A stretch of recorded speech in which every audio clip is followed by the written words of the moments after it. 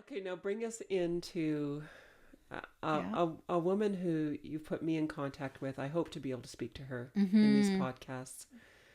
Um, so start us off. When Yeah. did you first meet her, and what was the? So, yeah. So again, a couple years go by, so we're talking now we're And at you're like surviving. 8 or 9 years at this Yeah. point. Well, yeah, let's say 8 years because my second now had been born and I managed that. I called him my healing birth baby because Hmm. we didn't have any issues when he was born. Mm-hmm. He actually did some phenomenal things. Like he was supposed to be a planned C-section, and Mm-hmm. I have reasons why. I'm absolutely like wish that I could have birthed my children naturally, but it just wasn't supposed to be part of my story. Mm-hmm. Um but he still decided to. I was anxious about having him earlier than I was Mm-hmm. supposed to, and I thought Mm-hmm. no, he's supposed to like develop. Maybe I should just try naturally. Anyways, my water broke anyways hours before the Mm-hmm. C-section anyways, so he was born when he actually would have been born. Okay. So he was my healing birth baby, and there was this beautiful calm that happened for me. For it happened Mm. with both. Like I had this time with them. I really think that it was just this Hmm. special relationship that I had with them at this, Mm-hmm. newborn stage, that it was like a like protective blanket that we had Okay. over us. And so we had this little bit of time. I did have to go on antidepressants, but I stopped within months. I nursed him. Okay. So Yeah. I nursed my second. So this was all like good stuff. Yeah. But, as time goes on, I'm like, here I am and I'm struggling Mm-hmm. still. Mm-hmm. But now with a deeper introspection into understanding that like these other counselors didn't work. Mm-hmm. I can't just keep going on antidepressants. There's something that I have to address here. Mm-hmm. I'm being asked to look at something. So I had a girlfriend, an Indigenous girlfriend that I would hang out with sometimes. She's an amazing early childhood care over there in Clearwater. Mm-hmm. And she's very dear to my heart still. And she suggested to me. So this is the first time that I had like a suggestion, Right. here's how about her? She works here, give her a call.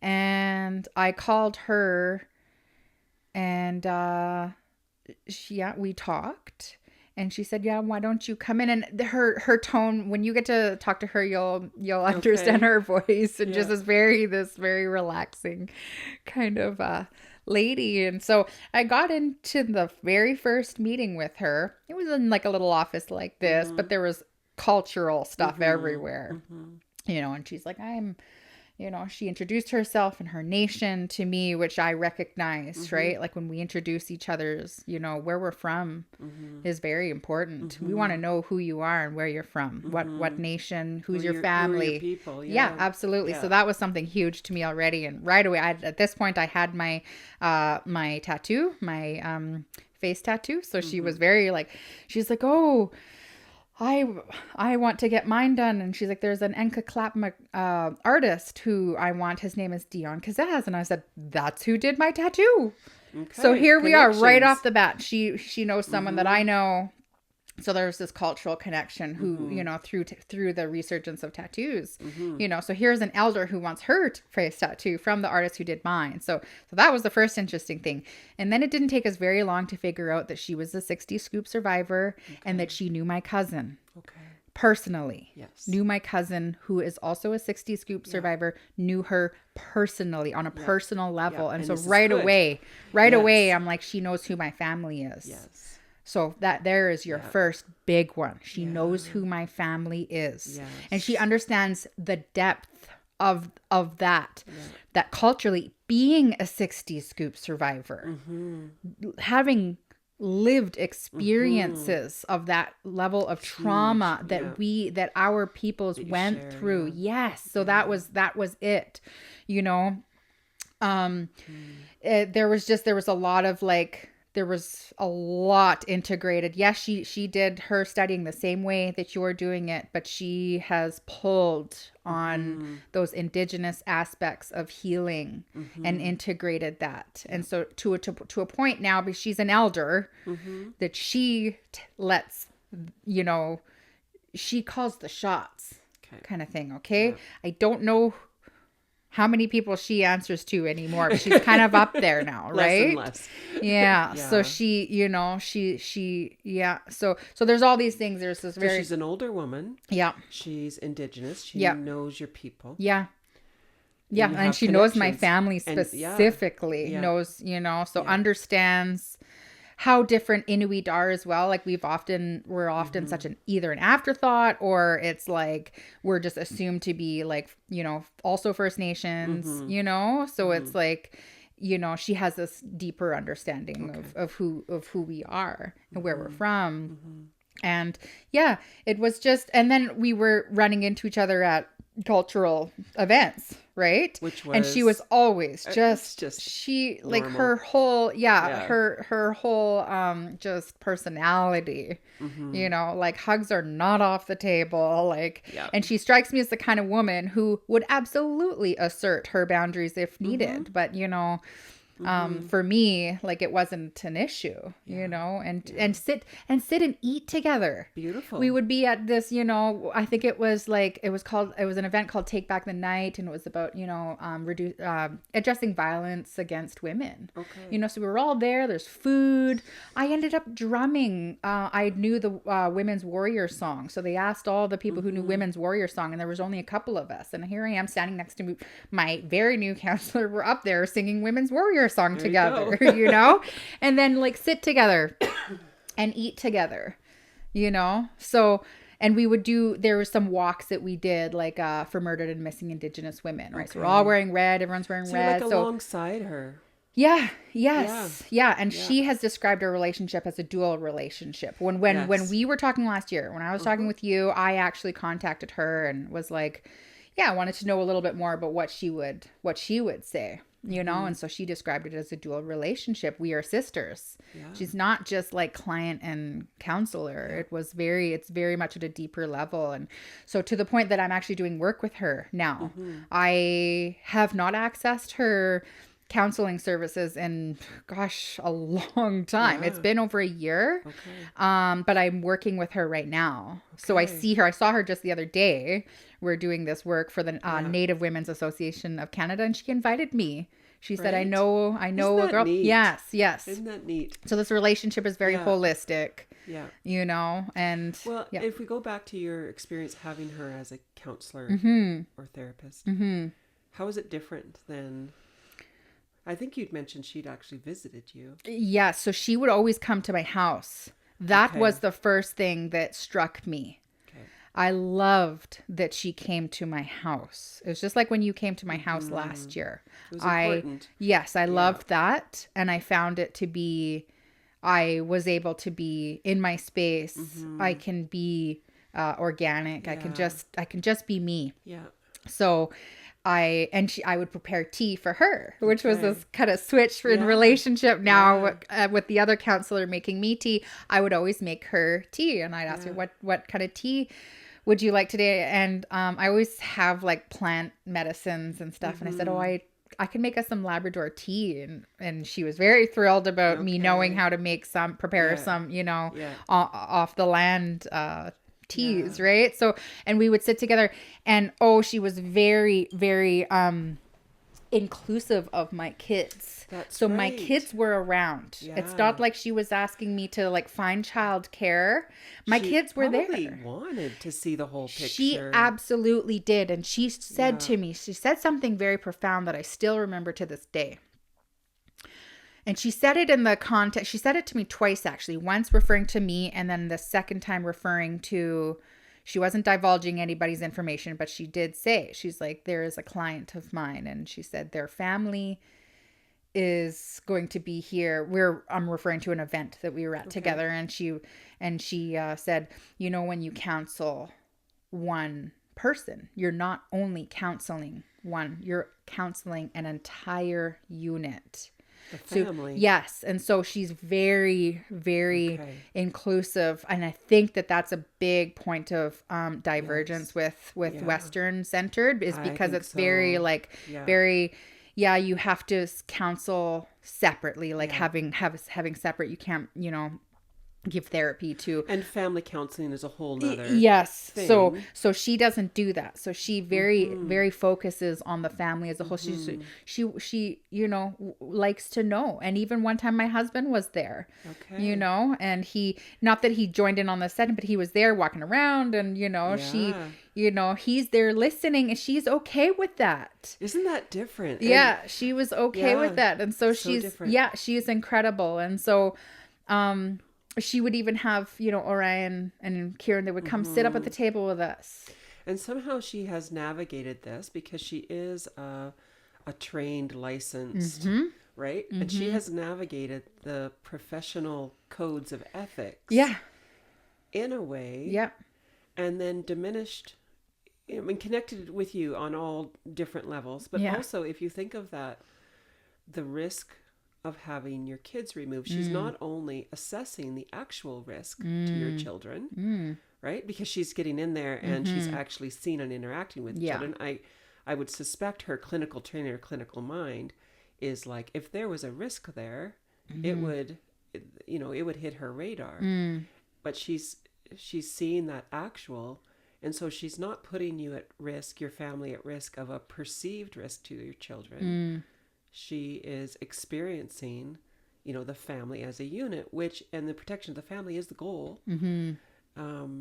So I just think it was fascinating. I look forward to talking to her. Yeah, she's a neat gal. Yeah. I don't think that she would come in with that primary, but yeah, you're absolutely right. She would have noticed anything, right? It would have happened. Yeah, I would think for her. Yeah, but probably unintentional, just naturally. But we have this spirituality also present in our relationship that we both have an understanding of already, just being Indigenous peoples, that you won't ever get. You're never gonna get that from a Western centered, and if you do, it'll have been learned, and it would, which is also fine, but it's just something that feels good when it's already present, and it's not exhausted in any way. Like, she would say to me, she said, I can feel I think she would use the word force field, or she was like, I could feel your protection coming around the corner into the neighborhood. So we were having a quite difficult time living where we were, and we were having some problematic relationships. And so I did used to, I would, and my mom always prays for me, and I would also pray for, I just ask for protection. I'm just asking my ancestors for protection, and so she'd come and she's like, I can feel it way up the street. She said, I could feel the moment that I came into your safe place, and I created this. I always do that for my family. Wherever we've lived, I create a safe place for us to be. And so again, there's this level of spirituality that is largely absent from Western centered healing. What would you say? I can imagine a person listening and probably really relating to the first three stories, but they haven't found, they're like, well, where am I going to find the perfect Indigenous older woman who's going to come to my I can see a little, I don't know, like disappointment or something, be like, I haven't, I'm in need and I'm struggling and I've tried, and I can really relate to the first three. But what do you say? I know, what is the remedy to that? We're working on that. So there's a need, and it's been addressed. A lot of my friends, we talk about it. There's literal call outs for Indigenous counselors. So the first remedy I would say is to just literally have more Indigenous students, training absolutely. And we do need that to the point where I actually even considered, after talking to you last year, so, but I missed admissions, and now I'm doing what I'm doing. Admissions were very rigid as well to get into. I could see how difficult, and I was just like, I'm just not there yet, so that's the first one. We talked about culture and ceremony last year. Yes. Okay. So like, we don't always have to go through counselors to heal. Yeah. Okay. So yes, that again, just like antidepressants, like counselors are actually also almost just like a conduit or like a tool or, you know, to help guide you, because, you know, I have another lovely tattoo artist friend. He's never done any. His work is incredible. He's a Klingit artist. But when I was getting sober, I used to listen to his sobriety talks just because I never did anything like AA or any of those sorts of groups. I didn't really need that, but I just wanted to connect with other like sober natives. And so I used to tune into his Saturday evening talks, and he would say this thing. He would say, "H.E.A.L." And he'd say it with me, H.E.A.L. And it's the Klingit way of saying the medicine is within. Okay. So we talked about the first remedy of like, let's just get more Indigenous counselors.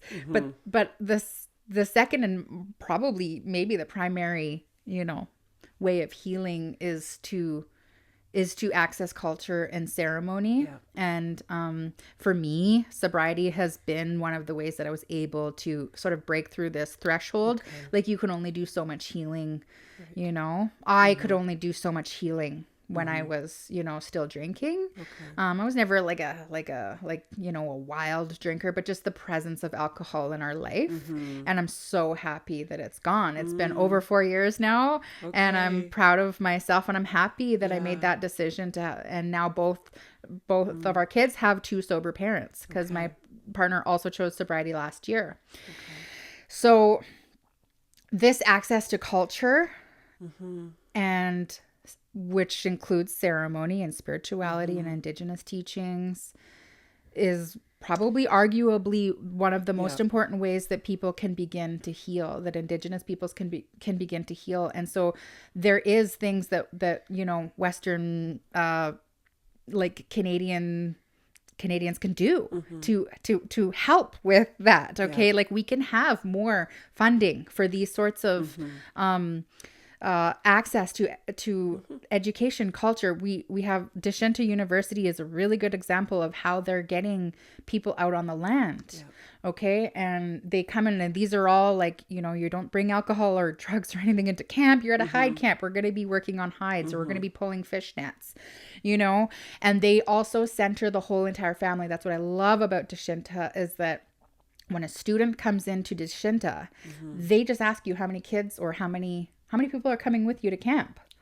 Okay. So it's very inclusive. It's very different than, you know, university is just one student comes to study, you know, you've got a whole family. So there are ways that, I mean, counselors and the rest of this country can help open up access to Indigenous peoples just practicing their culture again.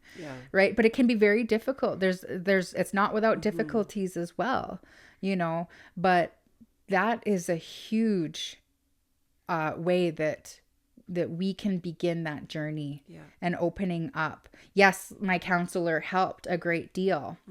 She taught me, you know, certain things that I can do, certain lessons, but we always knew that I hold the medicine. She never ever like a magic. No, it's not like when you get to your counselor that they're going to just completely do all the work for you. Again, it's like this misconception that, you know, but counselors sort of help you. Their job is to help you see the medicine that you have. You know, and you get a really good understanding about where someone's from and, you know, their specific culture. For me, that's what it's done. So like, for an example, like for me, I would never go out and get like a formline Haida tattoo that everybody loves to do. Everybody loves to have, you know, those sorts of things, but those markings are not from my culture. Sweat lodges are not from my culture. Teepees, we had something similar to teepees, but that's not what they were called, and they were the similar shape, and you know, so I think that's another thing that happens is this pan-Indianism, that all cultures, that Indigenous cultures are the same, which is not. So I actually don't learn or even teach my kids about like the 4 directions and the medicine wheels and stuff, because that's not really my culture, right? And it does get kind of lumped in together. It does. You see it happening a lot in public schools where they're drawing from all these random teachings, like, you know, what's the one that you hang up in the window, right, the dream catchers, right? And it's just like, it's just not a part of my culture, right? So I don't gravitate to that. If you do, that's fine, I guess, but there needs to be a level of understanding so that you're not appropriating everyone else's culture. Yeah. So I feel like I'm a little bit going off topic, but we were talking about, you know. Yes. One really key thing that I think you said is, if there's someone listening and they're going like, oh, I can really relate to the 3. And then she got like this magic counselor. That's not it. No. So it was that helped, and you connected with that counselor well. Yeah. But still, it was about you, and it was inside of you, and there's lots of opportunities. Like there's just not one little magic, magic counselor. You know, I don't think so. I mean, we can still learn, and as a counselor, I see how that was so special. But I do think if I increase my understanding, I can facilitate a little bit more. And one of the things in my paper, which I hope to do a whole podcast on, is culture as treatment. Yeah. Oh, that would be great. That, yeah. Because that's, you know, and it's early on in that, and when we're studying, we put, if we can't cite a source of, you know, then we can't say it. Right. And so in academia, culture as treatment, well, I can tell you all the different theoretical approaches. And yet if culture as treatment is not documented, that I can't cite it it doesn't count, which is, we know isn't true. And I was able to find, you know, stories and so it's developing. It's developing. It's starting. And culture as treatment, you know, and you can blend those things in. Even though it's not my first language, I feel like it will always be a little awkward because it's my second. Yeah. It's not my first culture. But frankly, it's not my husband's first culture either. Like, he was raised very non-Indigenous, and his whole family is getting back to a lot of Indigenous folks were. I mean, a great deal of us were. It's just been getting back to. But the thing is that the land never forgot us. Yes. You know, so I remember you saying that. Yeah. Yeah. So even though I was born in Williams Lake, I grew up on Secwepemc territory, grew up here in the Robson Valley, you know, that was one thing that my counselor actually always said to me. She said, the land remembers your feet, you know, so she would always remind me of that, you know, so she helped to, you know, there was things that I already felt strongly about. She's also a moon lodge keeper, so that's very important. I've never done that. Again, not my culture. However, the moon lodge. I'm nodding, but I know not what that is. Yeah. So around women's cycles and that. Okay. So there's a deep connection with that. And I always have, like, you know, I never liked how that was made out to be such a negative thing, you know, in our society. And I always rejected that from a young age. I always rejected that. And so now I understand this deep connection that we have as women. So much. So and in many Indigenous cultures, women are believed to hold more medicine than men. Okay. So that's why, like, there was certain, you know, taboos and that around women, because our medicine is powerful. Yeah. So like getting back to those kinds of teachings and then really finding what really sits well with you, with each individual, right? Yeah. I don't want to go out and make a blanket statement and say that like non-Indigenous counselors cannot counsel. Yeah. I can say for myself that didn't work, and for my mom that did not work. Her being a residential school survivor, all of her brothers and sisters. Yeah. So, but for some folks it might work, you know, depending on where, them in the right direction, or absolutely guiding folks, you know. You want to find out their story, you know. I think that's inherent in counselor work anyways, but then to further that, you want to really get back to their culture. They want to get back to their culture, because culture is healing, languages healing, traditions are healing, all these things, you know, and that's what's worked for me. you know, and I do that, and it can be hard. We've talked about identity, but every, you know, day that passes and years that goes by, I understand that the land never forgot my feet. My ancestors always knew who I was. When I went back up north, being recognized by my name, it has become so concrete to me. And I said, no, I get to be in Nunavut here in the Robson Valley. Yeah. I get to be Inuk. I get to be my family. We get to be this. We get to claim this because this is who we are. Yes, it's hard sometimes doing that down here, but I just get to be. That's just it for me. I just get to be. Let's leave it there. Okay. I know we went for a while, didn't we? That was good. It was really good. Yeah. And I just think anything I say after that will just be not as good. So let's wrap up. Okay, sounds good. Thank you so much. Yeah, thank you. That's beautiful. Yeah. And I don't think I totally understand what it means to have strong medicine, but this last hour I've thought, you have strong medicine, right? And you bring that forward. So thank you. We'll share it. Yeah. Yeah. Thank you. Okay. Thanks for allowing me to. Good. Well,